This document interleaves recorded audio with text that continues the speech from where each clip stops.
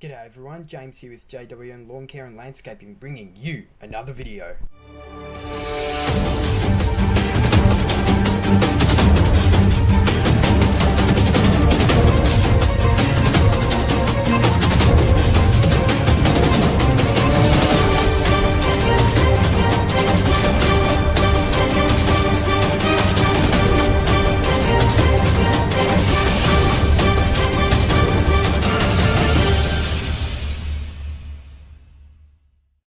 Hello everyone, James here again, JWN Lawn Care.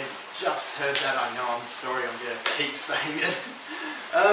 Today I wanted to do a quick video because you can probably hear it on the roof. It's pissing raining outside. I'm in a garage at the moment just because, I don't know, I felt like it, I was kind of bored and I was like, hey, I'll do a video. So I was originally filming this a while back, but I just, it was all a bit willy-nilly and I kind of gave up. So I thought now that I've had a chance to put a good few more hours on this Victa ZTX23 I would give you a more proper kind of first impressions video. So I'll just check the hour meter. We started, we started at 4.7 hours on this machine. Well, on this hour meter, it's now saying 26.3. So you guys can do the math. We've done a good few hours on it. So we've put over 20 hours on this machine. So I'm going to be hooking back the built-in hour meter soon. As you can see, it is getting used. There's grass everywhere and so on. I need to give it a good clean again. That's one of the things recently, because we have been so busy, I have fallen a bit behind with all my cleaning and so on. So I've had so many assessment tasks. We are on holidays now, but in the lead up to this, I've just been so busy I haven't really had time to clean anything. It's probably been a good couple of months since I've actually cleaned all my equipment properly, pressure washed it and all. So I will need to get back to doing that soon. But I thought, I'd put together this video so you can, kind of get an idea of what my thoughts are on this mower now I've had a chance to give it a really good run, and how I enjoy it for fulfilling my needs for my business.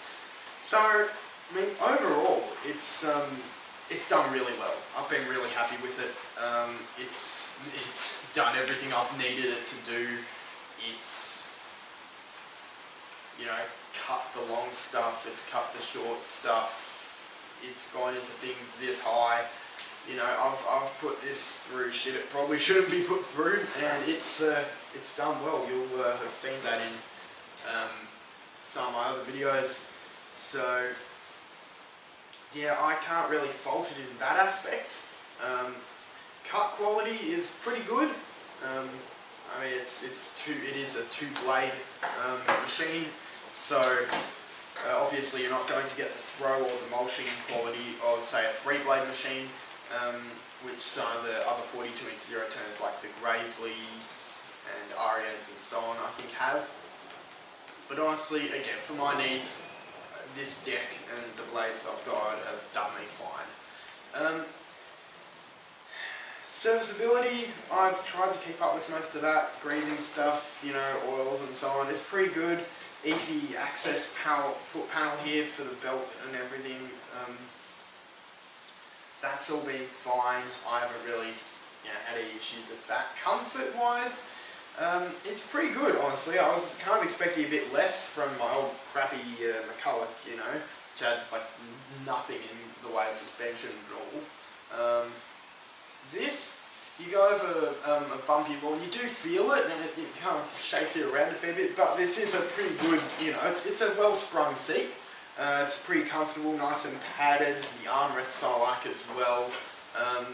So comfort-wise, it's pretty good. Sometimes you do end up with a bit of a sore back after a while on it, but honestly, for the amount of time we're on it at each job, it's not really much of an issue for me.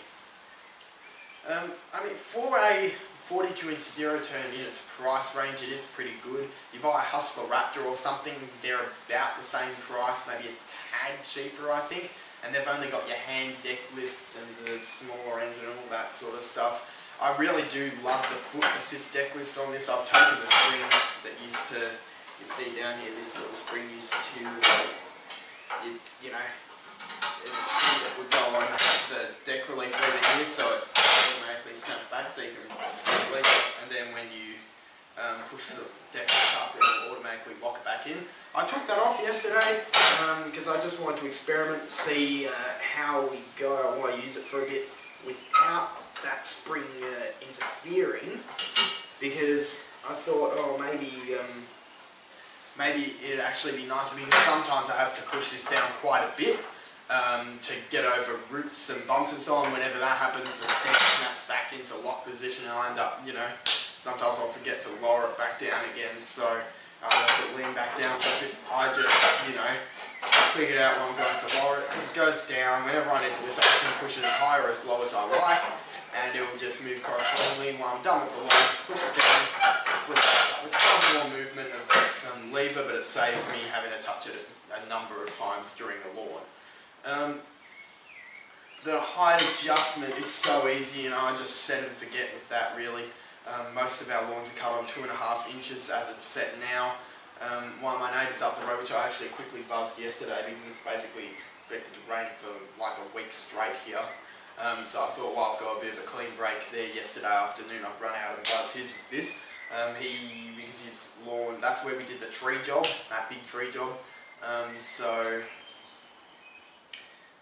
Because his lawn, his front yard had been under so much shade for so long, the car deteriorated, so he wanted to, now there's a lot more light being allowed in, he wanted to kind of let it recover a bit, so he asked me to cut it at 3 inches there.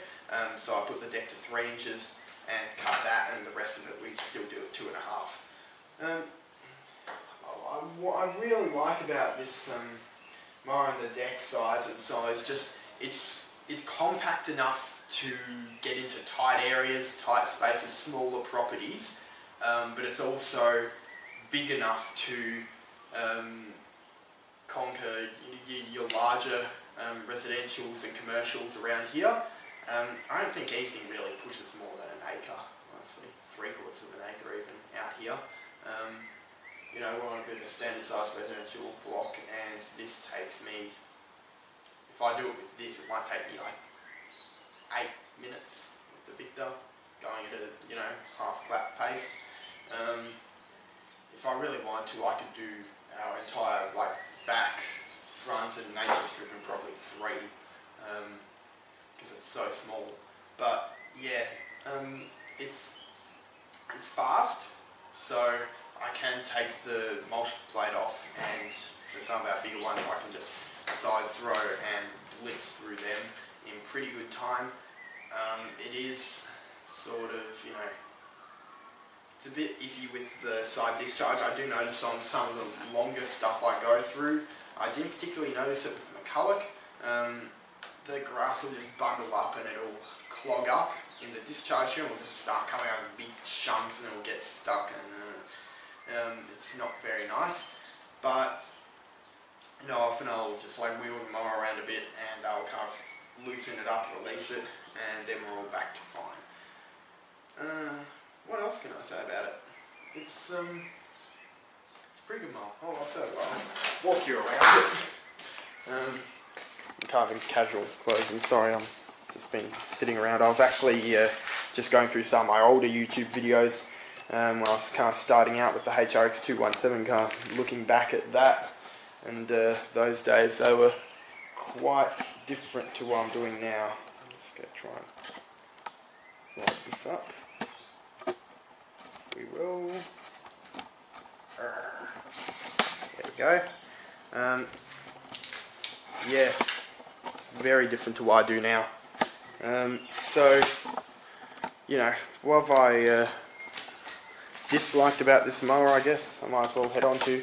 That mulch kit did give me the shits at first, but that's all gone now, so we've just got an open deck and the mulch plate, and I've just got that single bolt here. This thing's kind of, I mean, it's nice to lift it off, but it's also a bit in the way and you end up bashing your knuckles when you're trying to twist that tight. So that can be a tad annoying. But, you know, again, I obviously don't take it on off that often, and I can put it on or take it off in about a minute, so it's all fine. Deck and spindles are all looking alright. Belt's good. I mean, the seat could be a bit more comfortable. It would have been nicer to have something like a Kawasaki engine, or even a Vanguard or a Kohler, God forbid. You know, one of those two. Wouldn't have minded that. But at 23 horses, this is pretty good. And this is kind of one of the higher horsepower engines you'll get for a 42-inch. So I don't particularly mind that. This fuel gauge, I don't even know why they put it there, because I don't know if you guys can see it, but the way this, and there's your battery under there, the way this fuel tank is designed, so it comes in up here, and it's got this tall bit, and it kind of slopes upwards, and the side bits here, so they can get a bit more under these plasticky bits here, and then it goes down. There's no air holes though, so this gas gauge, God, you Americans again, you say gas, god damn it. Fuel gauge, as we call it here, like you can see, it shows empty on there, but in fact we've got about half a tank. So it's this really, I think it's stupid having it there, honestly, because where it measures, it's kind of slopes up a bit, so it doesn't really catch anything in the bottom there. And then even when I fill it all the way up to like here, it takes an age to realise that. And also, this bit in here is kind of, I don't know, they need a breather hole somewhere like up here. So I might eventually do that, because when you're filling this up, it'll leave lots of big air bubbles in there, and it'll stop you, kind of clog up before you get to about there. So, yeah, it's something I need to fix up, but otherwise I do like having the fuel tank under here, because that's not something that you get on every residentially zero turn. Most of them will just have a single tank in the sides, or maybe dual tanks if you're lucky, and a smaller one on the other side too. They'll be in here. That kind of ends up upsetting your center of gravity a bit. It makes it a lot higher up, so you're less stable on slopes, whereas having it down here beneath the seat means that you've got a lower centre of gravity. I know that's what Toro do with their Z-Master series too. They've got a filler cap down here, and it runs all underneath this bit, and that's your fuel tank. So yeah, I don't mind that. It's not too bad. It is bigger than the old McCulloch one, so it holds quite a bit. I can do at least a day of mowing on this, on the one tank. So that's alright. Hydros. They are hydro gear, I believe, but they're not serviceable. They're the non-serviceable ones. And yeah, they're okay. But I'm still working on a video that I did with them a while back, a couple of weeks ago, which you'll see soon, hopefully, if I can get around to finishing editing it. What happens is you got your levers here, right? Often when you're going forward, you know, you can pull them back, and you know that's supposed to forward, back, left, right, and that sort of thing.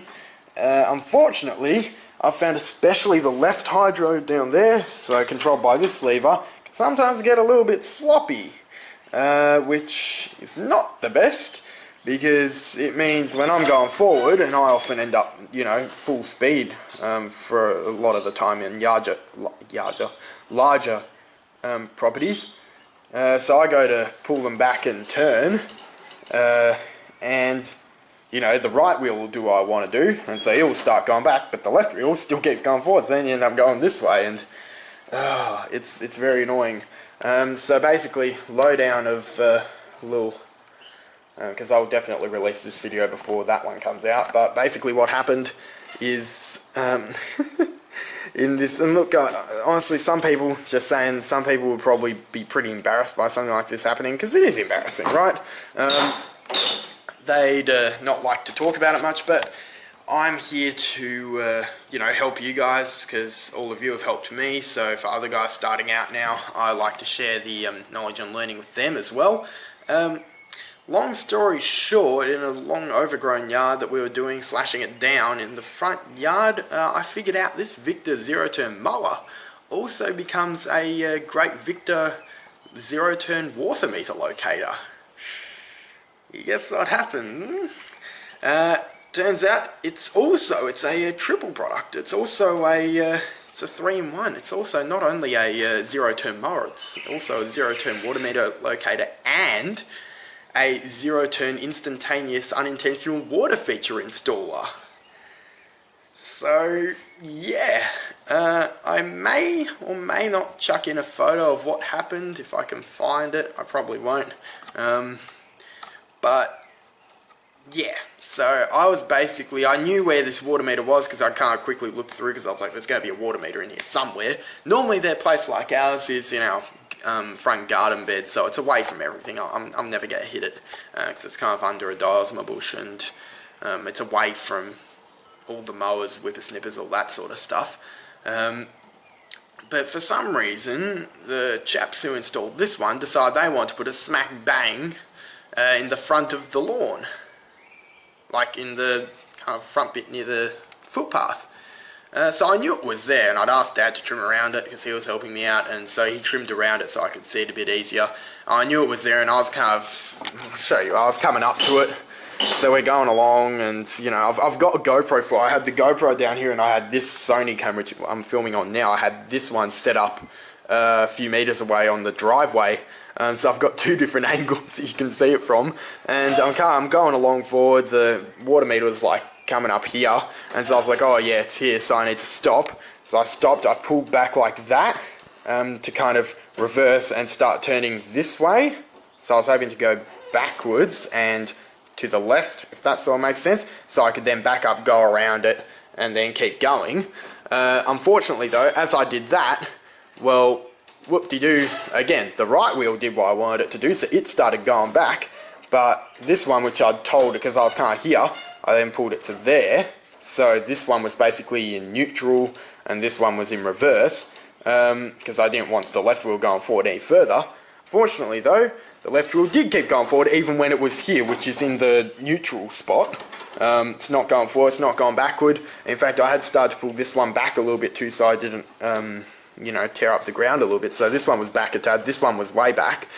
But the wheel, for a good probably 2-3 seconds, this wheel kept going forward at the same speed which I'd originally been going at, so about here.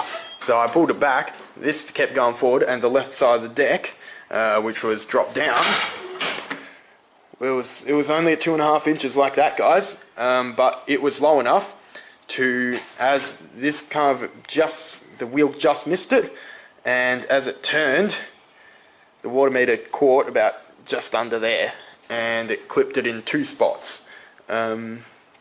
So it clipped it sort of on top of the tap part. If you guys know what, I don't know if American water meters are different, but in Australia it's kind of a tubey thing, and there's a tap, and then there's a big bulky bit with your counter in it, and yeah, so it hit it on the side of the counter thick bit, and it hit it next on the side of the tap bit.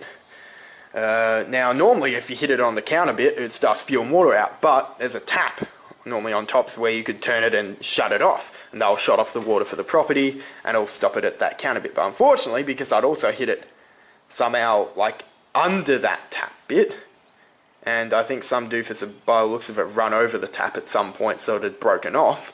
There was nothing I could use to turn it. It wouldn't have really made any difference anyhow, because again, I'd cut below the tap, so there was no way to turn that off until the water people came. So there was water spewing out of this thing at an alarming rate for about an hour and a quarter, hour and 20, until the water people finally came and turned it off. So, look, I know all of you guys in the, you know, that have been doing this for a while are going to be thinking, you bloody idiot, aren't you? You know, you laugh at me, you call me names, say I'm an idiot, whatever, I don't care. We all make mistakes, we all learn. That's something that, you know, I've noticed happens every now and then. And it just so happens that at this time, it happened at a really bad time. And, you know, cause some damage. So what can you do, right? Shit happens. As the guy said, like, when he finally got there, he's like, you know, we see stuff like this all the time. The water, no, not the water companies, like power companies and the internet companies, they come along and they keep, because we've got this new thing called the National Broadband Network, or as most of us call it, the National Bullshit Network, because it's actually complete rubbish, which the government's trying to roll out to give everyone the same internet. Haha, communist, hello. You know, they dig up all these pipes and they bust everything, he said, and so they just leave, and you know, they're like, oh yeah, NBN, whatever, send them the bill. So look, insurance will cover it. That's no problem. It's a learning opportunity though, and I'm not going to be all embarrassed, caught up, you know, and pretend it never happened. It did happen, right? And I'm going to be fully open and honest and say, yeah, it did. But I want you guys to be able to learn as well and say, well, if I'm going to buy one of these mowers or one of the mowers with these hydro gear transmissions, the lower end ones, maybe that's something I need to be careful of. Maybe they do get a bit sloppy every now and then, so I need to monitor a bit more and preempt a bit more with my turns and my control inputs, so that I don't hit stuff. Because I have in the past, I've ended up sliding into brick kind of like garden edgings and so on, little retaining walls, because, you know, I go to pull the levers back, the right wheel stops and the left wheel keeps going. There's nothing I can do about that, guys. Unfortunately, when it happens, it happens. So yeah, that's something that does annoy me, is these hydros, but they are fast. I do like that, but they just, I don't know, I might need to get them checked out, because yeah, it shouldn't be happening. I've ridden a few different brands and models of zero turn, and I've never seen it on any others. So, you know, again, look, I can live with it, I can deal with it, it's fine, but it is just something to be cautious of, you know. So anyhow, enough of that. You'll see more of that in another video. Overall, again, yeah, great mower. I can't fault it. It's done me really well. It's a huge improvement over the McCulloch, even though it's the same deck size and so on. It's really helped me grow my business. It's enabled me to take on more work, tackle more stuff that I wouldn't have been able to previously. Would I buy one again? Brand spanking? Probably not. Just because for the price of these at about, I think, between $6,500 and $7,500, you can't get into your sort of Gravely territory and so on as well at that sort of range. So I'd probably go for something like the ZT. Oh no, maybe I wouldn't.